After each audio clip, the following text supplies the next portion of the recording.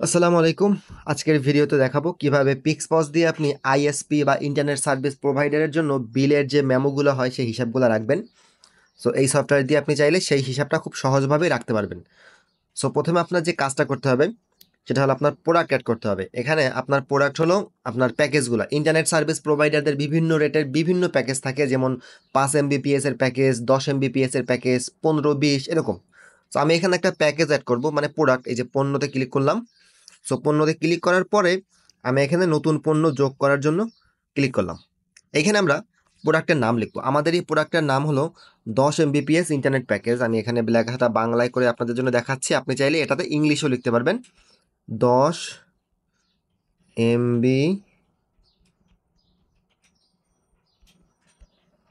স্পিডের মাসিক প্যাকেজ বা প্ল্যান। আমি যে যা লিখে দেবেন সেখানে এটা লেখা যাবে। গুদামের জায়গায় আপনি যে এলাকায় সার্ভিস দিতে চান সেই এলাকার নাম লিখবেন। আমি এখানে লিখলাম যে বৈকালী বাজার। এখানে ঠিকানা দিতে পারেন যে কীরকম কী, আমি এখানে জাস্ট লিখে দিলাম, সিলেক্ট করে দিলাম এটা বৈকালী বাজারের এরিয়া। এখন প্রোডাক্ট ক্যাটাগরি, এখানে আপনার প্রোডাক্টকে আপনার যেহেতু একটা প্রোডাক্টই থাকবে শুধুমাত্র ইন্টারনেট সার্ভিস, সো আপনি এখানে আপনার মতো করে প্রোডাক্ট অ্যাড করে নেবেন যে ইন্টারনেট সার্ভিস। ইন্টারনেট লিখে দিলাম, এই যে ইন্টারনেট সিলেক্ট করে দিলাম। স্টক, এখন এই প্রোডাক্টটা আপনার কিছু স্টক উঠাতে হবে, যে আপনার 10 MBPS এর জন্য যে এটা আপনি সর্বোচ্চ কত জনকে দিতে পারবেন। এরকম তো একটা লিমিট থাকে। তো মনে করলাম যে আমি 10 MBPS হিসাব করে আমি 200 জনকে দিতে পারবো। সো আমার স্টকে থাকবে 200টা।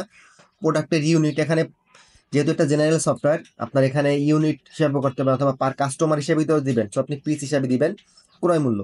এখন এই 10 MBPS এর প্যাকেজটা আপনার কিনতে কীরকম খরচ হয়, মনে করেন এটার আপনার কিনতে খরচ হয় 300 টাকা, আপনি কাস্টমারদের কাছে বিক্রি করেন 500 টাকা।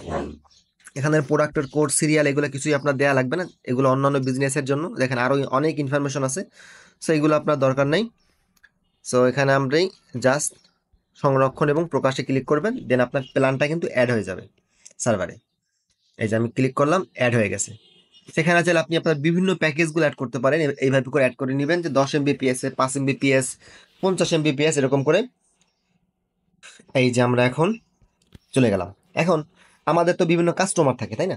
তো আমরা কাস্টমারদের কাছে বিক্রয় করবো এই প্ল্যানগুলো। আমরা বিক্রয়তে ক্লিক করব, এইখানে আমরা কাস্টমার অ্যাড করবো, একটা নতুন কাস্টমার অ্যাড করে আপনি চাইলে এখানে নিতে পারবেন। এই যে আমরা এখন গ্রাহক যোগ করব, গ্রাহকের একটা ফোন নাম্বার দিব এখানে, 1918654542। এই যে লিখে গেল। এই যে দেখেন আমাদের এটা লেখা কিন্তু হয়ে গেছে। এই যে জি। এখন কাস্টমারের নাম, কোন কাস্টমারের তার নাম এখানে লিখবেন। আমি এখানে লিখলাম রহিম। সে খুচরা বিক্রেতা, সে তো আপনার কাছ থেকে খুচরা কেনে, তাই না? আপনি তো তার কাছে হোলসেল রেটে দেন না, সেটা খুচরা বিক্রেতা থাকবে। এখানে চাইলে কাস্টমারের ছবি অ্যাড করতে পারবেন, ইমেল লিখতে পারবেন, ঠিকানা লিখতে পারবেন। এখানে আমি ঠিকানা লিখে দেই যে বাজারের 3 নাম্বার বাসার 2 তলা। এই যে তার যদি আগে কোনো বকেয়া থেকে থাকে আপনি সেই বকেয়াটা এখানে উল্লেখ করে দিতে পারেন। সে যদি নতুন কাস্টমার হয় দেন এখানে আপনি নতুন কাস্টমার হিসেবে এটাকে অ্যাড করে দেবেন। এই যে দেখেন রিটেইলার রহিম সিলেক্ট করলাম। এখন সে আপনার কোন এরিয়া থেকে নিচ্ছে, এই যে বৈকালী বাজার থেকে সে নিচ্ছে, সিলেক্ট করে দিলাম। আইটেম যোগ করব, এই যে আমাদের স্টক অ্যাড করলাম এখানে। সো ওখানে দেখতে পাচ্ছেন আমরা 10 MBPS এর একটা প্যাকেজ অ্যাড করলাম। এই যে মান্থলি ডিসকাউন্ট কত, এগুলো আপনার কিছুই লাগবে না। যদি আপনি তাকে ডিসকাউন্ট দিতে চান এখানে তাকে ডিসকাউন্ট দিতে পারেন। ডেলিভারি চার্জ, যেটা আপনার বিজনেসের সাথে যায় না, সো এটা দরকার নাই। এখন মনে করেন যে 500 টাকার বিল এসে আপনাকে এই মাসে দিল 300 টাকা, বাকি থাকলো কত, 200 টাকা। এই যে 200 টাকা, দেখছেন 200 টাকা। আবার সে যদি আপনাকে 1000 টাকা দেয় আপনি তাকে কত টাকা ফেরত দিবেন সেটাও কিন্তু এখানে চলে আসবে। এই যে ফেরত মূল্য 500 টাকা। সো মনে করলাম সে 500 টাকার জায়গায় 400 টাকা দিল, 100 টাকা বললো আগামী মাসে দিবে। সো আমরা এখানে 100 টাকা আগামী মাসে দেখে ক্যাশে দিলাম, সেভে দিলাম। এই যে এখন যদি আপনি ইনভয়েসটা প্রিন্ট করতে চান, প্রথমে আমাদের প্রিন্টারটা অন করবেন। এই যে অন করার পরে আমাদের প্রিন্টার কিভাবে কানেক্ট করতে হয় সেটার ভিডিও আছে, দেখে নেবেন। দেন আমরা এখন প্রিন্টে ক্লিক করলাম, আমাদের প্রিন্টারটা পিক্স 210 মডেল দিলাম।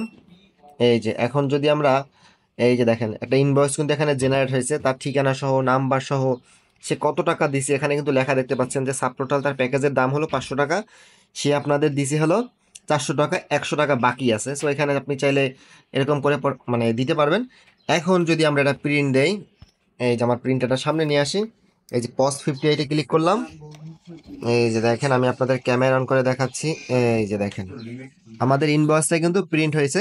সেখানে আপনি চাইলে আপনার নিজের লোগো অ্যাড করতে পারবেন, নাম লিখতে পারবেন, ঠিকানা লিখতে পারবেন। সো এখানে আপনি আপনার মতো করে কাস্টমাইজ করে নিতে পারবেন। এই যে দেখেন, ইনভয়েসটা কিন্তু জেনারেট হয়ে গেছে এবং আপনি এখানে দেখতে পাচ্ছেন যে বাকি আছে 100 টাকা। এখন এটা আমরা অ্যাপে চলে যাব। অ্যাপে গিয়ে দেখব কোন জায়গা থেকে আবার যখন সে বাকি টাকাটা দিবে আপনি সেটা কালেক্ট করতে পারবেন।